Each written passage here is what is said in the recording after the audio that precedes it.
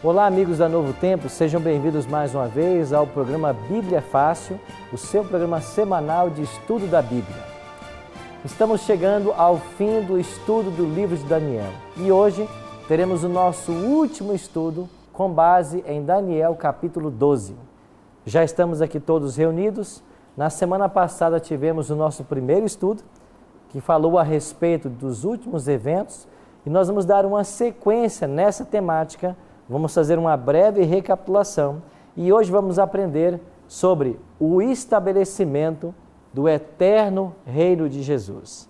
Esse será o tema que nós vamos hoje aprender e eu convido você a tomar a sua Bíblia e aprendermos sobre esse tema, que é o fechamento do livro de Daniel. E quando termina o livro de Daniel, o reino de Deus, que foi anunciado desde o capítulo 2, finalmente será estabelecido. Abra sua Bíblia em Daniel capítulo 12, nós vamos orar e começar o nosso último estudo dessa temporada.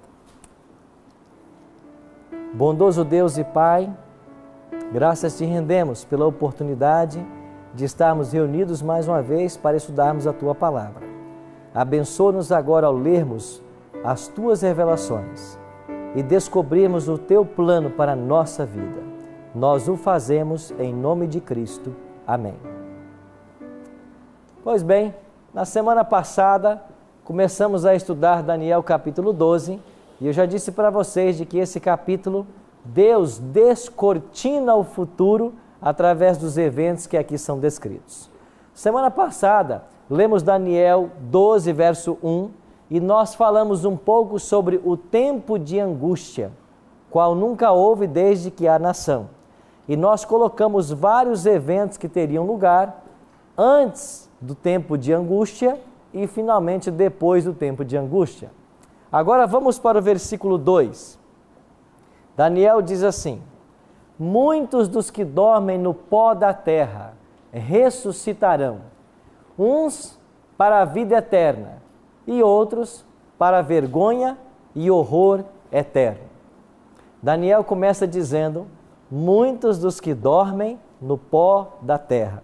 O que significa dormir no pó da terra? Estar morto. Quer dizer então que a morte, assim como o sono, é um estado de inconsciência. Quem morre não pode voltar para conversar com quem está vivo. A primeira mentira que Satanás pregou nessa terra é de que a alma é imortal. A alma não é imortal. A alma é mortal. O profeta Ezequiel, no capítulo 18, diz claramente: a alma que pecar, essa morrerá. Agora Daniel está falando de uma ressurreição. Muitos que dormem no pó da terra ressuscitarão. Uma ressurreição é de salvos, porque Daniel está dizendo que eles vão ressuscitar para a vida eterna. Agora, a outra ressurreição é de perdidos, porque eles vão ressuscitar para a vergonha e horror eterno. Então, Daniel, no segundo verso do capítulo 12, ele toca no tema da ressurreição, da salvação, da vida eterna. Na semana passada, nós estudamos um pouquinho e descobrimos de que antes do fechamento da Porta da Graça, nós teremos 4 eventos. É claro que eu não estou abordando todos os eventos aqui, mas eu pincelei 4 eventos apenas. Ou seja, os sinceros filhos de Deus receberão o Espírito Santo para pregar principalmente as 3 mensagens angélicas de Apocalipse 14, 6 a 12, e com essa pregação o mundo será preparado para a volta de Cristo. Quando o último ser humano for alcançado pelo Evangelho e ele tiver a oportunidade de dizer sim ou não, de escolher ser salvo ou não, terminará o tempo de oportunidade para a humanidade. Nós chamamos esse tempo na história de o fechamento da porta da graça. A expressão não é bíblica, mas o conceito é, com base nas palavras de Cristo, na parábola das 10 virgens, quando os 5 chegam e a porta já está fechada, com base em Apocalipse 22:11, e outros textos que eu não mencionei. Após o fechamento da porta da graça, nós teremos outros eventos. E semana passada eu listei para vocês, principalmente as pragas, decreto de morte, angústia de Jacó, até que finalmente aconteça o livramento dos salvos.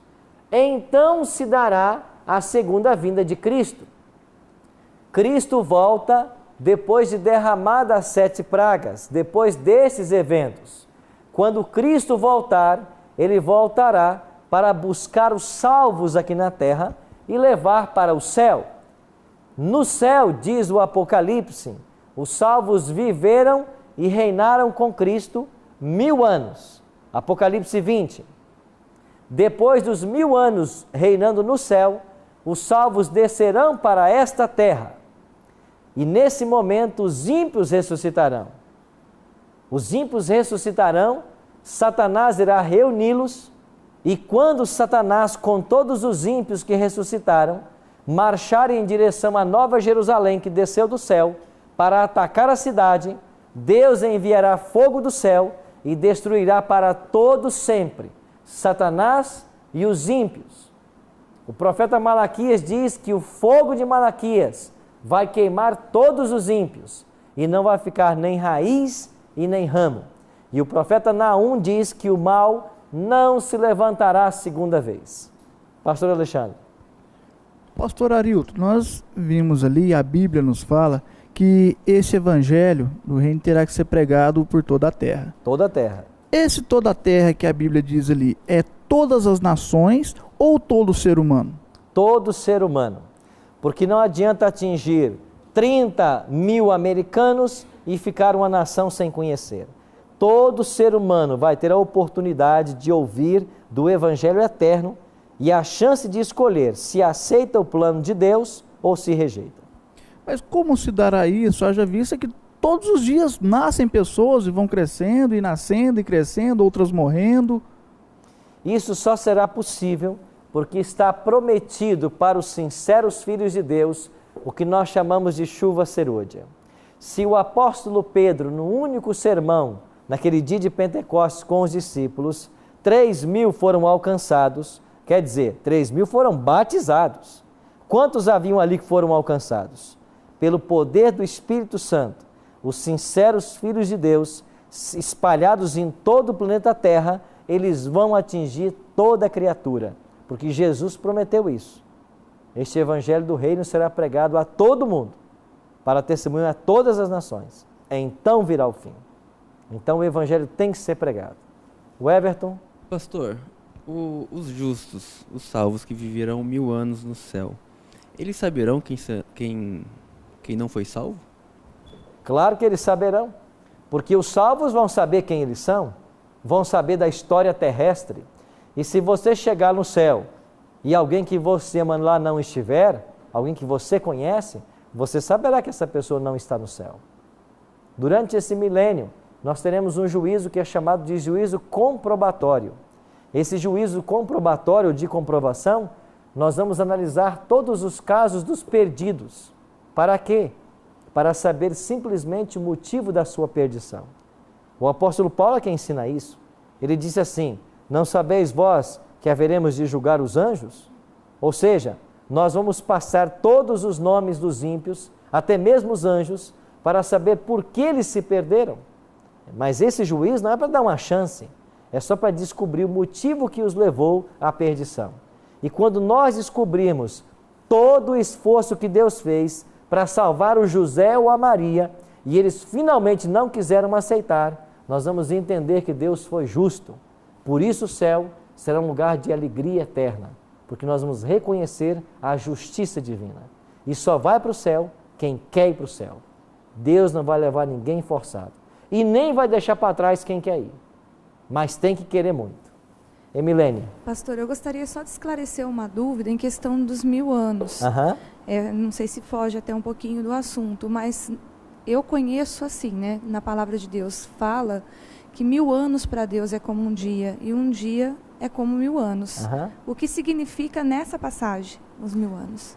Quando falamos de que o tempo não importa para Deus, nós estamos dizendo de que Deus ele é atemporal. Ele existiu sempre.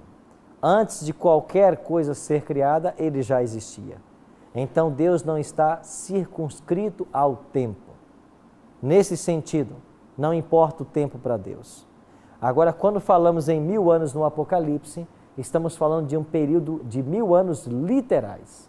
Durante 1000 anos literais, os salvos estarão no céu reinando com Cristo, enquanto a terra permanecerá vazia, e aqui nela estará o diabo e seus anjos, circunstancialmente presos, como diz o Apocalipse, porque não há ninguém mais para tentar, e essa é a obra deles, levar as pessoas à destruição e à ruína.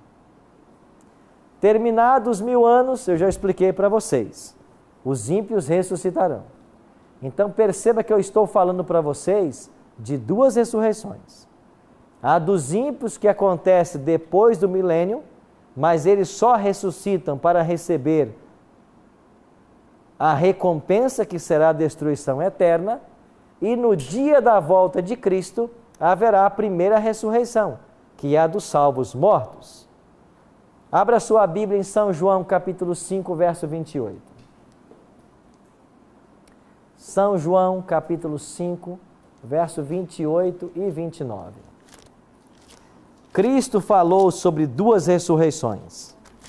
Jesus disse assim: não vos maravilheis disto, porque vem a hora em que todos os que se acham nos túmulos ouvirão a sua voz e o quê? Quantos ouvirão a voz de Cristo? Todos. E eles farão o quê? Sairão. Jesus está falando de uma ressurreição. Verso 29. Os que tiverem praticado bem, para qual ressurreição? E os que tiverem praticado mal? Do juízo. Veja que Cristo está ecoando a mesma coisa que falou Daniel. Daniel disse que muitos ressuscitarão para a vida eterna e outros para a vergonha e horror eterno. Cristo está dizendo que muitos ressuscitarão para a vida eterna e outros para o juízo e condenação. Então haverá 2 ressurreições, a dos salvos na volta de Cristo e a dos ímpios 1000 anos depois. Vamos tentar entender esse assunto melhor. Quando Cristo voltar, vai acontecer a primeira ressurreição. Como será ela? Olhe em 1 Tessalonicenses, capítulo 4, verso 16. O que o apóstolo Paulo nos orienta sobre esse tema. Página 169. Você que nos assiste em casa, página 169 na nossa Bíblia. Na tua eu não sei, mas vamos ler 1 Tessalonicenses 4,16. O que Paulo fala sobre a ressurreição?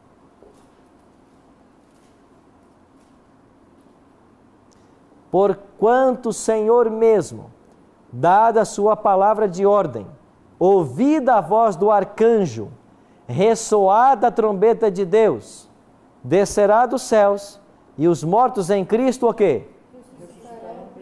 Tem alguma coisa de secreto na volta de Cristo? Você está percebendo que não existe nada de secreto nisso? Paulo está dizendo assim: o Senhor vai dar a palavra de ordem, o arcanjo vai falar, a trombeta vai ressoar, então Cristo volta. Versículo 17. Depois nós, os vivos, os que ficarmos, seremos arrebatados juntamente com eles. Eles quem? Os mortos que ressuscitaram. Entre nuvens, para o encontro do Senhor, aonde? E assim estaremos para sempre. Então, quando Cristo voltar, os salvos que estiverem mortos, eles irão ressuscitar ao chamado de Cristo. Os salvos que estiverem vivos serão transformados, glorificados. Os salvos mortos já ressuscitarão glorificados. E os salvos vivos serão glorificados no momento. Diz Paulo em 1 Coríntios 15, 51 a 53, num abrir e fechar de olhos. Esse grupo de salvos vai ser arrebatado até as nuvens, O que quer dizer arrebatado? Levado. Não existe arrebatamento secreto. A teoria do arrebatamento secreto não é bíblica. Aqui aparece a palavra arrebatamento, mas é na volta de Cristo. Os salvos são arrebatados, são tomados, são levados para encontrar Jesus que está nas nuvens, e depois eles irão para os céus. Então esta é a primeira ressurreição. O que vai acontecer com os ímpios que estiverem mortos na volta de Cristo? Nada. Eles vão continuar mortos, porque só ressuscita salvo. O ímpio que está morto, ele continua morto. E os ímpios que estiverem vivos? O que Paulo fala? Volta uma página na sua Bíblia. Deixa eu ver se é a primeira ou se é a segunda. 2 Tessalonicenses, capítulo 2, versículo 8. 2 Tessalonicenses, então é a página 170. 2 Tessalonicenses 2, verso 8. Então será de fato revelado o iníquo, a quem o Senhor Jesus matará com o sopro da sua boca, e o destruirá pela manifestação da sua vinda. A manifestação da volta de Cristo vai destruir ao iníquo. Se você for para Apocalipse capítulo 6, a partir do verso 12, quando fala ali da abertura do 6º selo, ali descreve a atitude dos ímpios. Eu até queria que você lesse esse texto. Você que está em casa, Apocalipse capítulo 6, dê uma olhadinha para o versículo 16, 14 em diante. Apocalipse 6, 14. O céu recolheu-se como um pergaminho quando se enrola. João está descrevendo a volta de Cristo. Então todos os montes e ilhas foram movidos dos seus lugares. Os reis da terra, os grandes, os comandantes, os ricos, os poderosos, e todo escravo e todo livre, se esconderam nas cavernas e nos penhascos dos montes, e disseram aos montes e aos rochedos: caí sobre nós, e escondei-nos da face daquele que se assenta no trono, e da ira do Cordeiro, porque chegou o grande dia da ira deles. E quem é que pode suster-se? Aqui está a atitude de desespero dos ímpios por ocasião da volta de Cristo. Então, a primeira ressurreição é a dos salvos. Os salvos mortos ressuscitam, os ímpios mortos continuam mortos, e os ímpios vivos morrem pela manifestação da volta de Jesus. Pastor Alexandre? Pastor, dentro desse versículo que nós lemos aqui em 2 Tessalonicenses, acho que vai fugir um pouquinho do assunto, mas é bom para a gente estar esclarecendo. Nós lemos o versículo 8 aqui, que então será de fato revelado o iníquo, né? E assim sucessivamente. Mas quando nós pegamos a partir do versículo 7 até o 12 aqui, há uma linha de pensamento que diz e apregou que esse texto aqui está falando do anticristo que vai se levantar no período dos fins. Nós podemos atribuir essa passagem aqui àquele anticristo que realmente diz, ou isso aí seria essas denominações que se dizem até mesmo detentoras da verdade bíblica, por assim dizer, que operam hoje com o espírito do anticristo? Também o texto é aplicado ao anticristo. Paulo está dizendo isso claramente.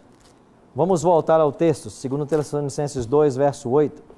Olha o que ele diz no versículo 9. O aparecimento do iníquo é segundo a eficácia de Satanás, com todo o poder e sinais e prodígios da mentira. É claro que o anticristo, o sistema representado pelo anticristo, envolve seres humanos.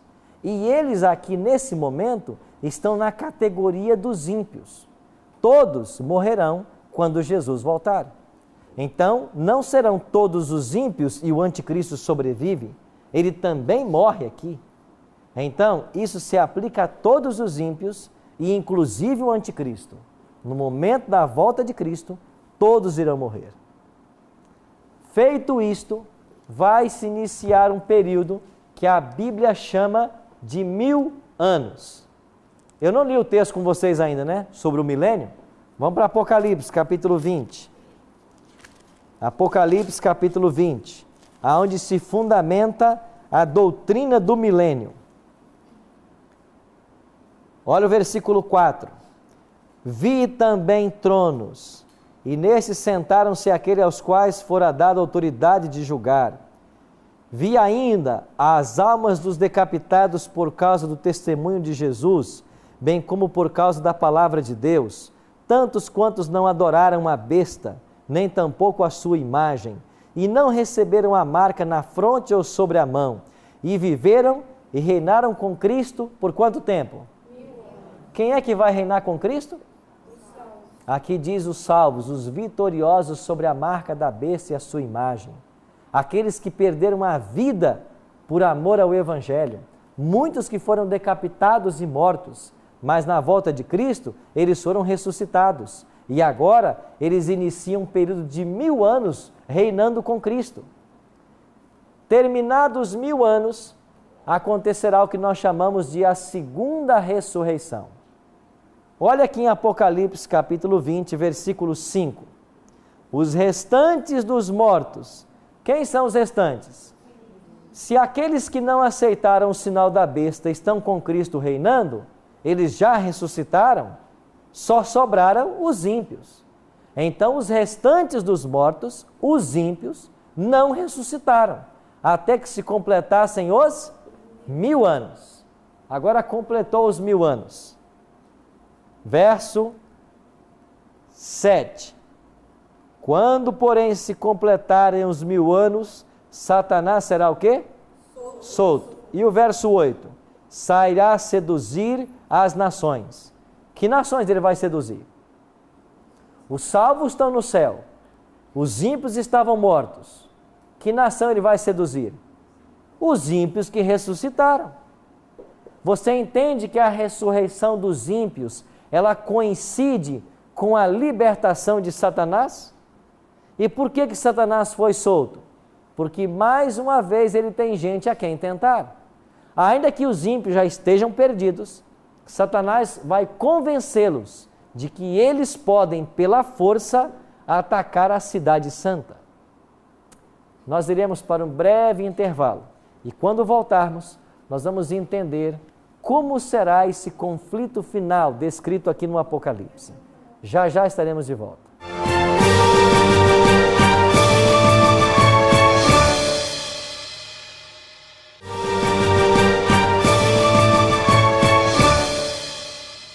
Estamos de volta com Bíblia Fácil. No primeiro bloco nós terminamos falando de que a segunda ressurreição, a dos ímpios, ela vai acontecer depois do milênio. Satanás vai reunir todos esses ímpios que ressuscitaram e vai ajuntá-los para uma peleja. Satanás vai convencer os ímpios de que eles podem atacar a cidade santa que desceu do céu. Olhe para Apocalipse capítulo 21. Olha o que diz o versículo 2. Vi também a cidade santa, a nova Jerusalém, que descia do céu da parte de Deus, ataviada como noiva, adornada para o seu esposo. Quando é que essa cidade santa vai descer do céu? É claro que é após a soltura de Satanás e a ressurreição dos ímpios, porque no capítulo anterior foi dito que eles marcharam e eles sitiaram a cidade de Deus. Então a cidade santa vai descer depois do milênio, Satanás vai marchar contra ela com todos os ímpios, e o que vai acontecer nesse momento? Versículo 9 do capítulo 20. Marcharam então pela superfície da terra, sitiaram o acampamento dos santos e a cidade querida. Desceu, porém, fogo do céu e os consumiu. A Bíblia termina com a história do pecado, falando da história do fim do pecado, do fim de Satanás e de todos os ímpios. Agora um detalhe interessante. Versículo 4 de Daniel. Tu, porém, Daniel, encerra as palavras e sela o livro. Até quando? Tempo do fim. Muitos o esquadrinharão e o saber se multiplicará. Daniel falou, ou o anjo disse para Daniel, de que o livro dele seria selado até o tempo do fim, e que no tempo do fim haveria uma multiplicação da ciência. No sentido primário, essa multiplicação de ciência quer dizer a ciência do conhecimento do livro de Daniel. Só poderia ser alcançada na sua totalidade com a chegada do tempo do fim. E eu disse para vocês de que duas datas marcam a chegada do tempo do fim. 1798, quando terminam os 1260 anos de supremacia papal, e 1844, quando termina a profecia das 2300 tardes e manhãs. Quer dizer que depois de 1798 e depois de 1844, o conhecimento do livro de Daniel está aberto a todos os seres humanos. E agora no versículos 11 e 12, depois do tempo em que o sacrifício diário for tirado e posta a abominação desoladora, haverá ainda 1290 dias. Bem-aventurado que espera e chega até 1335 dias. Um dia em profecia equivale a quanto tempo literal? 1 ano. Então Daniel faz mais uma profecia. Quando for posta a abominação desoladora, haverá 1290 dias. Bem-aventurado que espera e alcança até 1335. O que quer dizer isso? Pois bem, vamos voltar a um gráfico profético. Aqui está a linha do tempo e nós entendemos que a abominação desoladora, ela foi posta no ano 508. Por que 508? Porque é o ano da conversão de Clovis ou Clodoveu, rei dos francos. E Clodoveu ou Clovis, quando se converteu ao cristianismo, ele uniu forças ao papado para atacar as tribos arianas que ameaçavam o estabelecimento do papado. Eu disse para vocês que das 10 tribos que minaram o Império de Roma, 3 eram arianas: os érulos, os vândalos e os ostrogodos.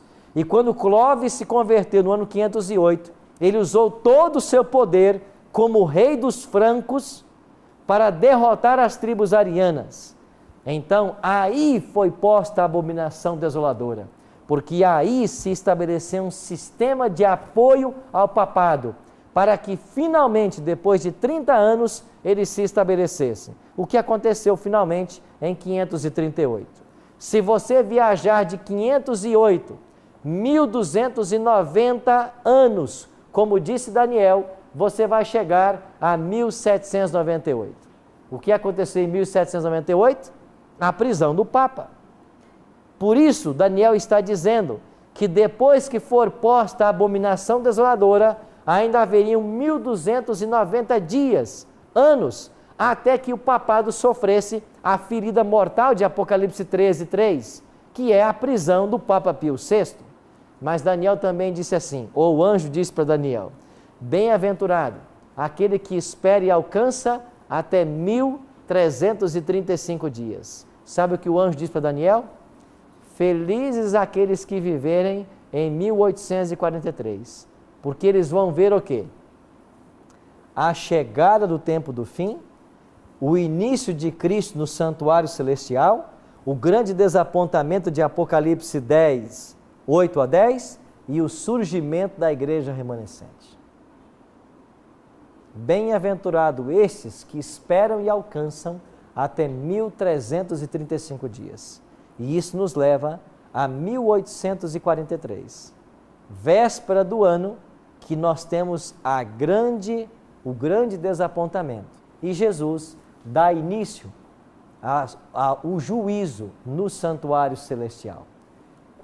Vamos voltar ao capítulo 12, verso 1. Daniel 12, 1 fala, e aqui vamos ler agora o nosso último verso de Daniel. E assim nos despedimos temporariamente do profeta Daniel, até aquele dia que nós vamos poder nos encontrar com ele, lá no céu, e nós vamos poder ouvir da boca dele as profecias que ele escreveu. Daniel 12, 1. Nesse tempo se levantará Miguel, o grande príncipe, o defensor dos filhos do teu povo. Haverá um tempo de angústia qual nunca houve desde que houve nação até aquele tempo. Mas naquele tempo, ou seja, no tempo de angústia, será salvo o teu povo. Quem será salvo? Todo aquele que for achado inscrito, aonde? No livro. Só vai ser salvo quem está escrito no livro. Daniel disse isso. O que eu faço para ser escrito no livro? Eu tenho que aceitar a Jesus como meu Salvador pessoal. E eu tenho que fazer isso publicamente. E quando é que eu torno público a minha aceitação? É quando eu passo pelo santo batismo.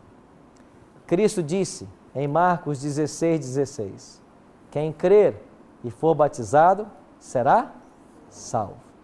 É aí que eu torno público a minha decisão por Cristo. É impossível ser salvo sem ser batizado. Jesus disse isso. Há exceções? Há. Qual é a exceção? Quando eu não tenho a oportunidade de ser batizado. Quando eu tomo a minha decisão, mas eu não tenho a oportunidade. Lembra do ladrão na cruz? Ele tomou a decisão, mas ele não teve a oportunidade. Ele não foi batizado, mas ele está salvo. A única exceção para alguém ser salvo sem ser batizado é tomar a decisão por Cristo e por alguma circunstância não ser batizado. Mas se eu não tomar a minha decisão e não fizer planos para isso, impossível ser salvo sem ser batizado. É o que o Evangelho nos ensina. Por isso, meus amigos, a maior decisão que um ser humano pode tomar é a decisão pelo santo batismo. E você que está assistindo em casa agora, quando eu falo de batismo, eu falo de batismo bíblico, porque o batismo bíblico não é batismo de recém-nascido, não é batismo de aspersão, não é batismo de infusão. O batismo bíblico é batismo de imersão, é de afundar, de mergulhar nas águas. Esse é o batismo bíblico. E nós temos uma surpresa para vocês aqui agora. Uma surpresa muito agradável para vocês e para você que nos está assistindo em casa. Porque nós vamos, nesse exato momento, sair daqui agora, desse auditório. Nós vamos até a piscina do Cevisa. E eu vou convidar aqui à frente o Everton e a Renata, porque eles escolheram ser batizados hoje. Por favor, vem aqui do meu lado. Esse casal escolheu hoje ser batizado. E nós já iremos sair daqui do auditório para a piscina. E ali eles serão batizados como Jesus orientou, que temos que batizar, por imersão. E em nome do Pai, do Filho e do Espírito Santo. Melissa vai vir agora e ela vai cantar para nós. Ela vai louvar a Deus. E enquanto ela louvar a Deus, vocês vão ter a oportunidade de também tomar uma decisão. E dizer assim: Deus, eu te aceito como meu Salvador e eu quero me preparar para também ser batizado por imersão como Cristo foi, como a Bíblia ensina. Enquanto Melissa cantar, você vai ter o tempo para isso. Você pode ficar de pé e tomar a sua decisão de pé enquanto ela cantar. E você que está em casa nos assistindo, estamos terminando essa temporada de Daniel, mas se você aprendeu ao longo desses meses, se você crê nesse Deus de Daniel, se você crê na verdade que você aprendeu ao longo desses meses, aonde você está, fica em pé e diga para Jesus: eu te aceito como Salvador. Feita essa decisão, você procura a igreja adventista mais perto da sua casa, você passa pelo santo batismo e como uma grande família, nós vamos nos preparar para a volta de Jesus.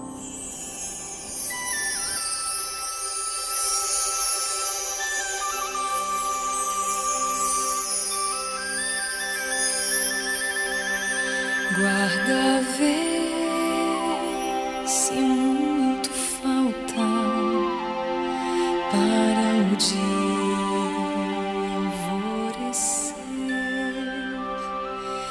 Vai a noite ainda alta, ou já veio o amanhecer. Viajou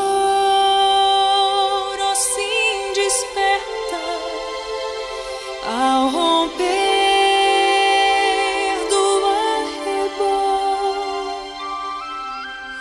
Fique em pé e põe-te alerta.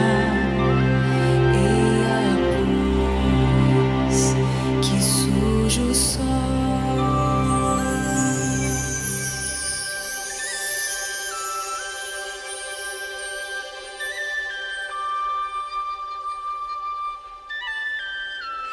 Guarda, vê a luz nascente, anunciando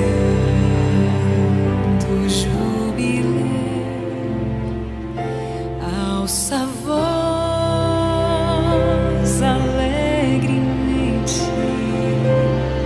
faz vibrar o próprio céu. Logo justos falecidos, imortais ressurgirão ao soar aos seus ouvidos o clarim da redenção.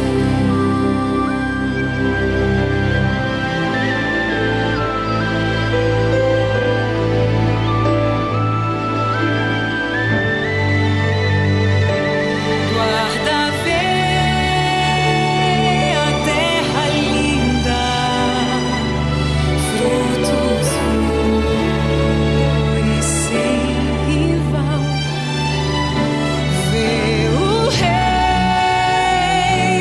em glória infinda. Vê o mar como um cristal.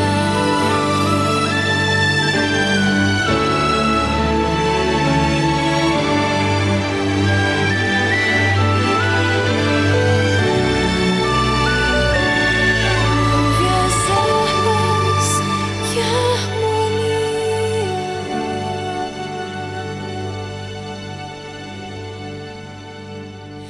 Ouve as hostes a cantar.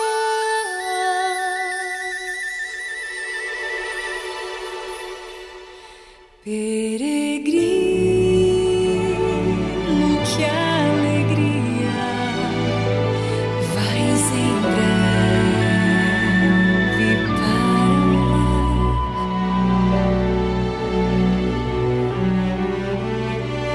Peregrino, que alegria,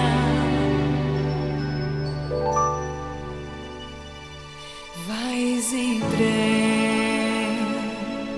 para o lar.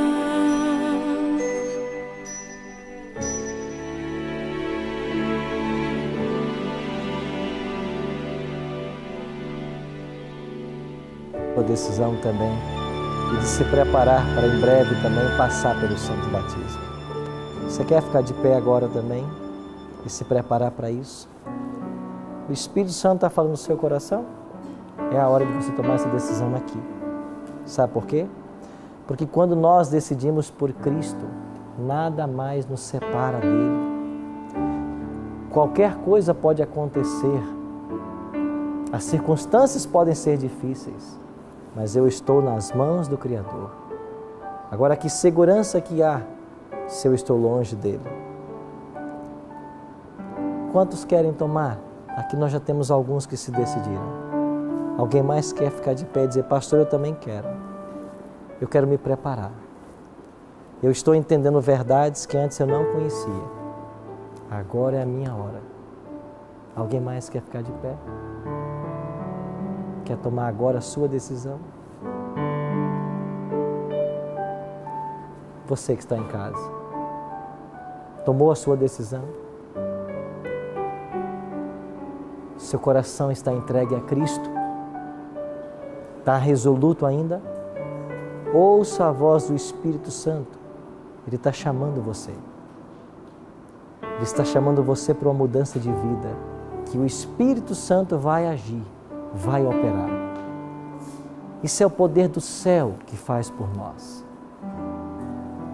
Diante de uma decisão como esta, nós ficamos envolvidos no grande conflito entre o bem e o mal. Sabe por quê?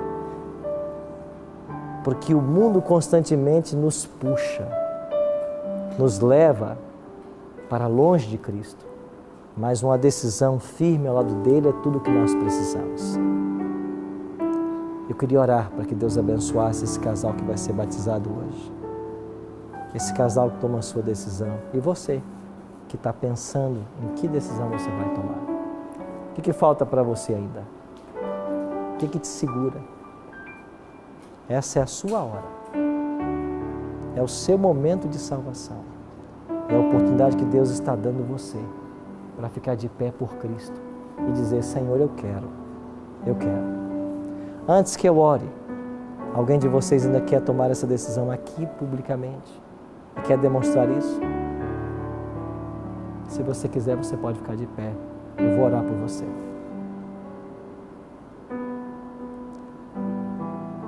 Feche os seus olhos. Ore comigo. Pai, louvado e exaltado seja o Teu nome, porque Teu Espírito Santo tem trabalhado com todos nós. Louvado e exaltado seja o Teu nome, porque há uma porta aberta no céu e hoje nós podemos entrar por ela e receber de Tuas mãos a salvação e a vida eterna. Obrigado, Deus, pelas decisões que estão sendo tomadas aqui nesse auditório, lá nos lares, a esses Teus filhos e filhas que estão de pé agora em casa. Que o Teu Espírito Santo abrace a eles e que eles possam, bom Deus, a partir de hoje, viver uma nova vida ao Teu lado e se prepararem para o momento grandioso do seu batismo. Tome conta de todos nós, que a Tua mão protetora esteja sobre a nossa vida. É o nosso desejo e oração, em nome e por amor de Cristo. Amém. Eu queria convidar vocês agora para que nós fôssemos então aqui para a piscina do Cevisa e nós vamos ter uma linda cerimônia batismal. Por favor, me acompanhe.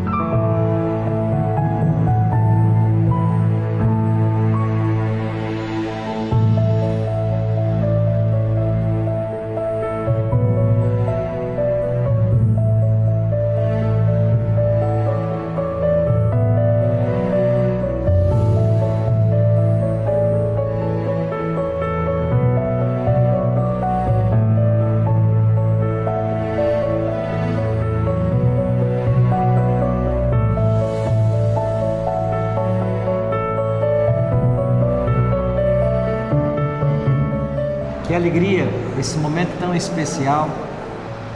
E aqui nós estamos reunidos para celebrar a morte, o sepultamento e ressurreição de Jesus.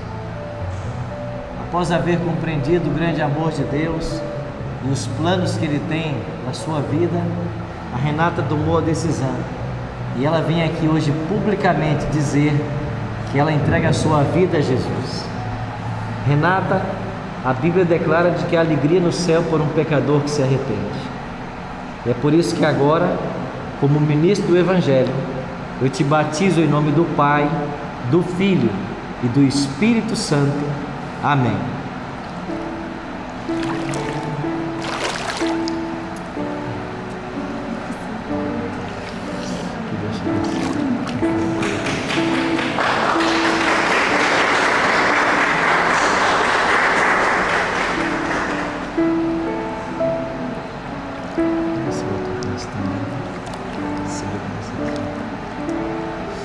Everton, há algum tempo você começou a estudar a Bíblia, aprendeu do amor de Deus, das verdades que você deve seguir, e você vem hoje aqui publicamente demonstrar o seu amor a Cristo e tomar a sua decisão.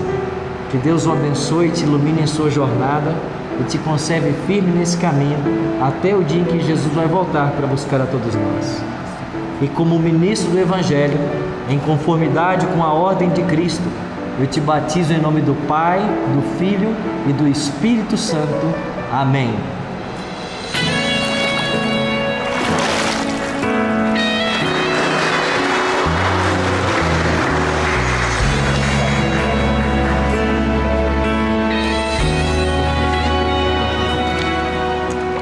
E você que está nos assistindo, tomou também a sua decisão? Jesus falou: quem crer e for batizado será salvo. Essa é uma decisão pessoal. Você torna isso público através do batismo. Não deixe passar essa oportunidade. Tome agora a sua decisão. Prepare-se para em breve descer as águas. E que Deus o abençoe, para que quando Cristo voltar, todos nós estejamos prontos para recebê-lo em glória e majestade. Que Deus o abençoe.